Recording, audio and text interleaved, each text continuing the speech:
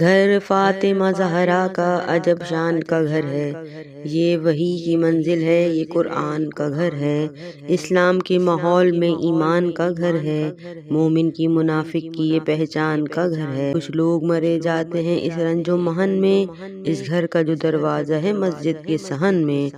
اللہ نے اس گھر کو نبوت سے نوازا، دنیا میں اسے دین شریعت سے نوازا، عصمت سے امامت سے ولایت سے نوازا، ہر فرد کو قرآن کی آیت سے نوازا۔ سانچے میں مشیت کے یہ افراد ڈھلے ہیں، سب چادر تطہیر کے سائے میں پلے ہیں۔ یہ عزم کے فولاد اسی گھر میں ملیں گے، یہ نور کے اجزاد اسی گھر میں ملیں گے، جبریل کے استاد اسی گھر میں ملیں گے، عصمت کے افراد اسی گھر میں ملیں گے۔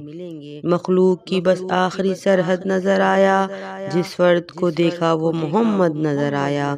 ممکن نہیں امت کے قیاس آل نبی پر، یہ لوگ الگ لوگ ہیں، یہ گھر ہے الگ گھر۔